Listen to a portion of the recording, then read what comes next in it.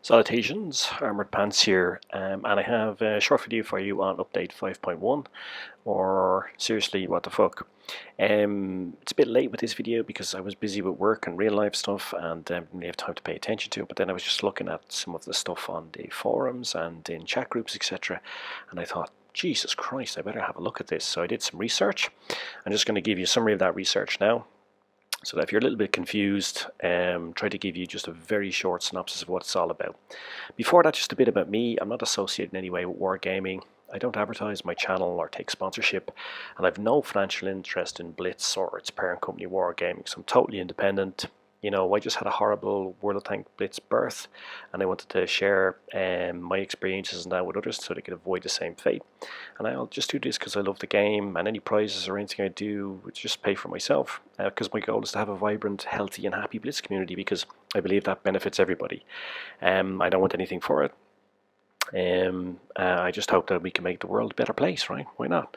Now, what about this update? Well, currently it's only proposed. And I believe if we can create enough noise, it may not happen, or at least be modified. So let's see what we can do.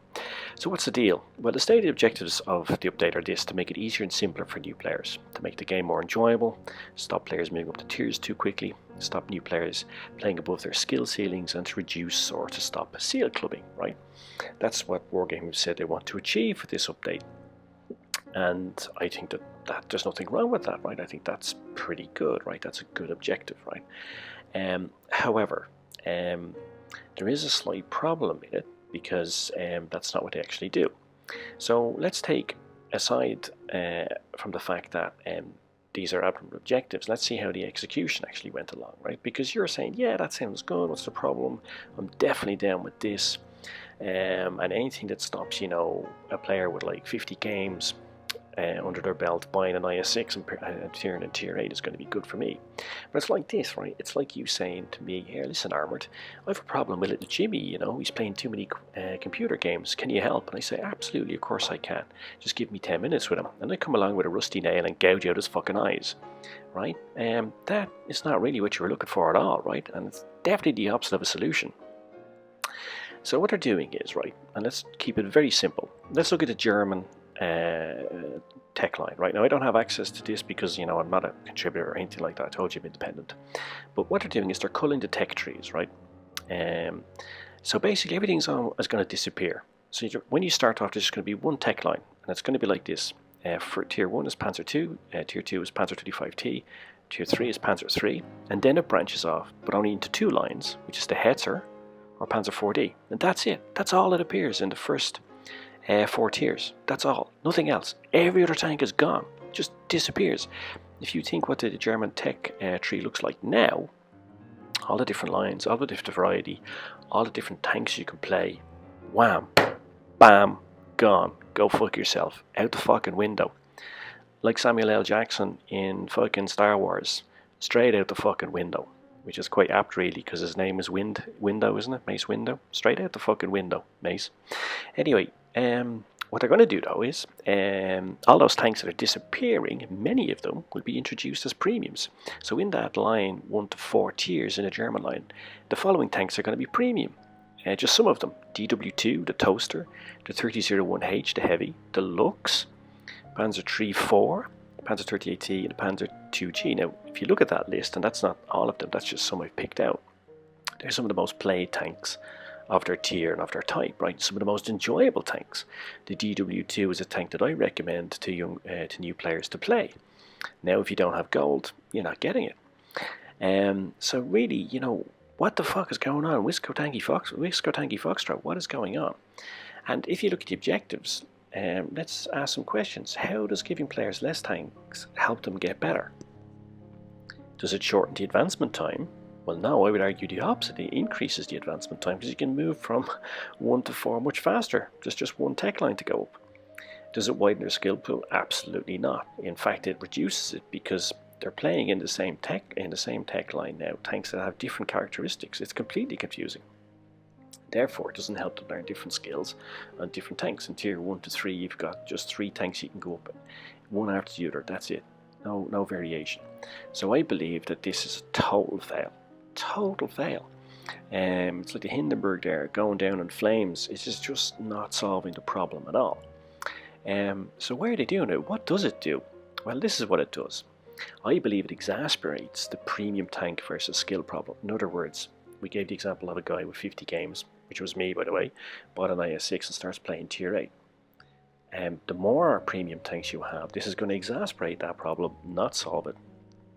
It actually, as I mentioned earlier, speeds up your movement to higher tiers and speeds up that movement with less skills, because instead of maybe doing 2 or 3 different lines in the one tech tree in tiers 1 to 3 to 4, you're actually just going to do one, playing different tank types, and all of a sudden you're in tier 4, tier 5, having played only one tech line and completely different tank types. So you're going to have even more gap between skills and tier matching. And new players now can buy even more tanks they've no experience with, creating even more frustration for them and for other players. For them, they're going to spend money now instead of going up a tech tree. And if they don't like a tank, they've lost actual cash. I'm sorry, how is that going to make people feel better? And other players, well, you could just buy DW2 and just appear in tier 4 with no games played, or maybe 1 or 2. Huh? How's that going to help? But I tell you what it does do as well, it makes a shitload of cash for wargaming through the sale of exponentially more premium tanks. Because people are just going to start buying premium tanks for gold. They're going to start wasting more money, wargaming's going to get rich, and everybody's going to get completely fucking pissed off. Another thing they're going to do, lastly, they're going to nerf the Kennyotsu. Why is this important? Because most people listening to this won't have it. I don't want to get all lawyery on you, but this basically breaks a contract between Wargaming and its user base. They said they would never nerf premium tanks. So therefore, when you buy one, like or you won one, you were sure that it wouldn't be nerfed. It wouldn't be downgraded. Now, if we allow this to happen when they nerf a premium tank to Kennyotsu, whether it affects you or not, you are de facto accepting the new contract terms, which means that in the future, they can then nerf any premium tank you have, and you will get fucked. So if you love playing the Helsing or the Drak, it's going to get nerfed. Most likely, because the more complaints there are about it, and there's been loads about those tanks, yeah, going to get nerfed. So now when you spend money, you're not sure you're getting what you bought, because it could be taken away from you in the future. And who wants to enter in a transaction like that? That's completely unfair. You know, it's like you go into a garage to buy a car, you spend the money, sign the contract, you go to pick it up, it's no fucking wheels. Oh, sorry, no, we decided that we're not selling it with wheels anymore. I mean, seriously, what the fuck, who wants to do that? So, it's very important, regardless of whether you have the Kennyotsu or not, and most people listening to this won't. It's not about that, it's about the precedent it sets. So we want to avoid that, so you need to object now. So what next? Well, as I said, I've never contacted Wargaming about anything. Ever. I don't think I've ever even lodged a complaint against another player. I've done nothing. However, for this, I will. I will actually go and contact them. So put your views into the comments section, or simply just put in a no. No, I don't want this. I'll collect them, and if we get enough of them, then I'll go to Wargame and say, hey, listen guys, people don't want this. To use their own horrible, mundane, and shitty catchphrase, let's mobilize. See what we can do. So that's it, guys. Just put comments or whatever you have in the comment section, or if you don't want to bother doing that or whatever, just like the video or upvote it, or just put a simple no into the comment section, and we'll take it from there and see what we can do. Maybe we can get this thing stopped, or at least modified, because honestly I believe this is a horrible, horrible idea, and it's going to be a horrible, horrible experience for everybody.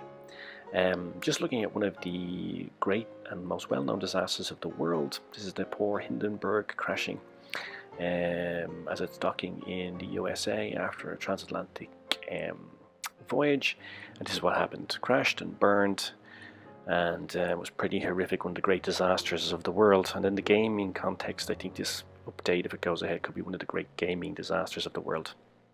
So let's get together and make sure that this is not the fate of our beloved and beautiful Blitz game, which we all love playing and enjoy so much, because I genuinely believe that this could be the death of Blitz, which is why the music that you've been listening to is Chopin's Funeral March.